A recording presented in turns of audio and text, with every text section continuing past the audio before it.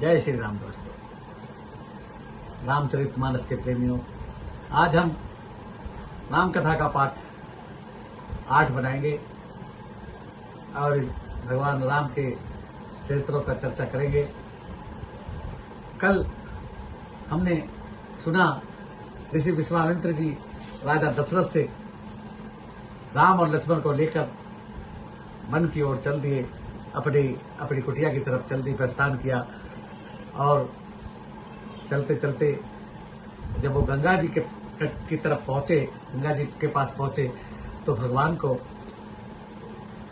2 minute वहां रोका और भगवान राम और लक्ष्मण से कहा कि ये गंगा जी हैं, इनका पूजन करो। और पुष्प से उनका दोनों से पूजन कराया। और गंगा जी के तट पर बैठकर विश्वामित्र जी राम और लक्ष्मण को कथा सुनाते हैं कि ये जो गंगा जी हैं, इस पृथ्वी पर आपके वंशज ही लेकर आए हैं। आपके वंश में जो आपसे पहले, आपके पिताजी से पहले जो राजा हुए, वो लेकर आए हैं। तो उन्होंने कहा, इसकी कथा उन्होंने राम जी और लक्ष्मण जी को सुनाई। वो कथा हम आपके साथ शेयर करते हैं, आपको सुनाते हैं।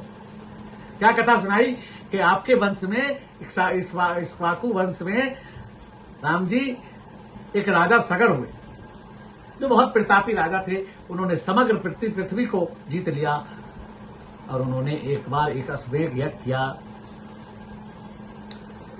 तो अश्वमेध यज्ञ का घोड़ा इंद्र, राजा सगर की ख्याति से जलते थे, उन्होंने अश्वमेध यज्ञ का घोड़ा चोरी कर लिया और ले जाकर कपिल मुनि के आश्रम में बांध दिया। राजा सगर के 60,000 पुत्र थे और उनकी सेना भी थी। वो सारी घोड़े को पूरी पृथ्वी पर खोजती रही, कहीं घोड़ा नहीं मिला। अंततः कपिल मुनि के आश्रम में राजा सगर के पुत्रों को घोड़ा बंधा मिला। अब उन्होंने सोचा, ये जो मुनि तपस्या में बैठे हैं, शायद इन्होंने ही घोड़ा चुराया है, और उन्होंने कपिल मुनि जी का अपमान कर दिया।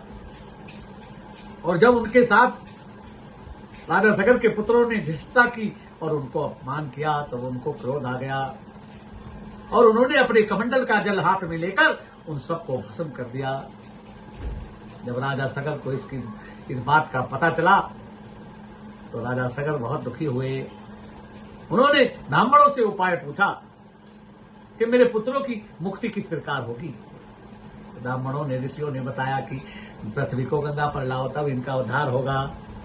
राजा सगर ने बहुत तपस्या की, लेकिन उनकी तपस्या से कोई हल न निकला। राजा सगर अपनी लीला समाप्त कर चले गए। राजा सगर के पुत्र हुए अंशुमान। अंशुमान ने बहुत तप किया, लेकिन गंगा को न ला सके। अंशुमान के पुत्र हुए राजा दलीप, और दलीप ने भी बहुत तप किया, लेकिन गंगा जी को नहीं ला सके। इसके बाद दलीप के पुत्र हुए राजा भगीरथ, और भगीरथ जी ने अखंड तपस्या की और तपस्या करके ब्रह्मा जी को प्रसन्न किया। और ब्रह्मा जी को प्रसन्न करके ब्रह्मा जी से कहा कि मैं अपने पुरखों को, जो कि कपिल मुनि के आश्रम में राख का ढेर के रूप में पड़े हैं, उनकी मुक्ति करने के लिए गंगा जी चाहता हूं पृथ्वी पर। ब्रह्मा जी ने कहा, ठीक है, मैं आपको वरदान देता हूं कि आप गंगा जी को मैं आपको दे दूंगा, लेकिन गंगा जी का वेग इतना है कि अगर भगवान शंकर स्वर्ग से, आकाश मार्ग से गंगा जी को छोड़ते हैं, तो ये पृथ्वी फट जाएगी, उसका वेग नहीं सह पाएगी। तो भगीरथ जी कहने लगे, इसका क्या उपाय है? उन्होंने कहा, तुम शंकर जी की तपस्या करो। और फिर राजा भगीरथ ने दोबारा से कठोर तपस्या की, शंकर जी को प्रसन्न किया। शंकर जी बोले, बोलो क्या चाहिए? बोले, प्रभु, मैं गंगा जी को ब्रह्मा जी से वरदान ले चुका हूं और मैं गंगा जी को पृथ्वी पर लाना चाहता हूं। अब आप, गंगा जी का वेग बहुत ज्यादा है, इसलिए आप उनको अपनी मस्तक पर धारण करो। शंकर जी ने कहा, ठीक है। शंकर जी हिमालय के ऊपर खड़े हो गए, जहां पर गौ के स्थान है, वहां खड़े हो गए।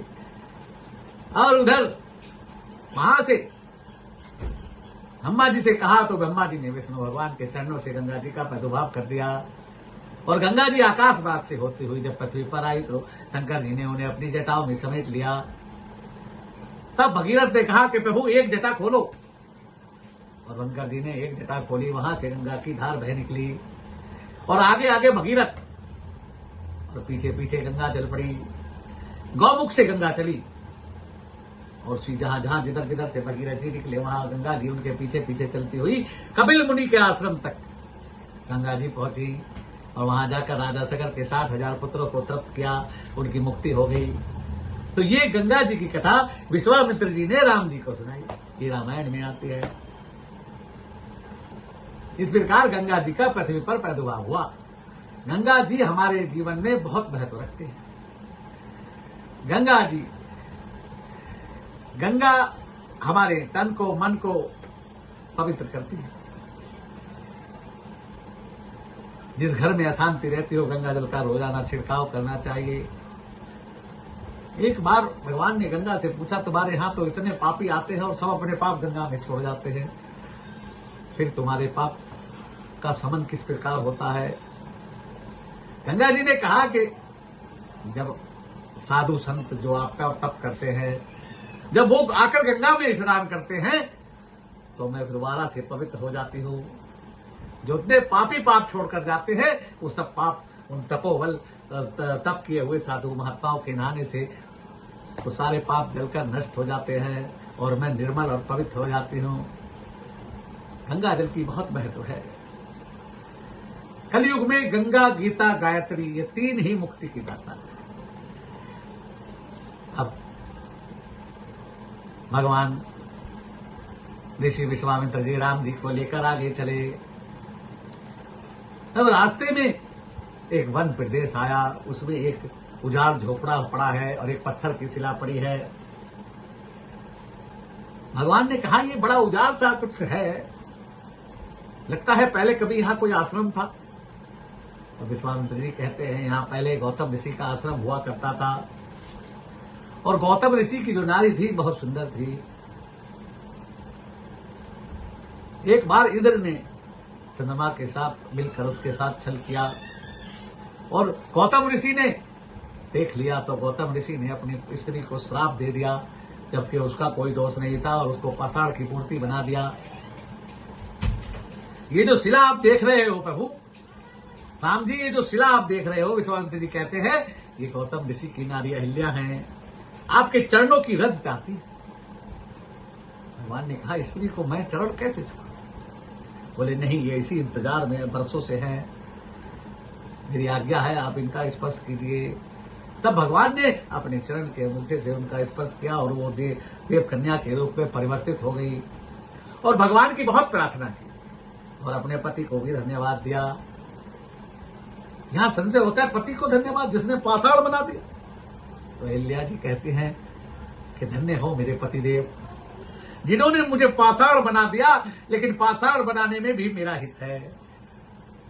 कैसा हित है कि मुझे प्रभु राम के दर्शन हो गए, ये मेरा हित है। और प्रभु का दर्शन करके अहिल्या जी सीधी अपने पति लोक को चली गई।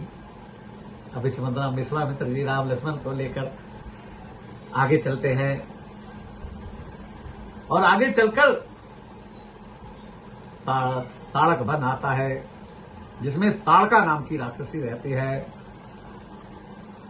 अब विश्वामित्र जी कहते हैं राम लक्ष्मण दोनों सावधान हो जाओ, अपने धनुष बाण तैयार कर लो, क्योंकि यहां पर एक ताड़का रहती है जो मनुष्य को ही खाया जगाया करती है। वो स्त्री है लेकिन दया की पात्र नहीं है। भगवान ने कहा कि प्रभु स्त्री को तो मारना अनुचित है, लेकिन विश्वामित्र जी कहने लगे ये तो राक्षसी है और ये मनुष्य को खाती है, इसलिए इसको मारने में कोई पाप नहीं है।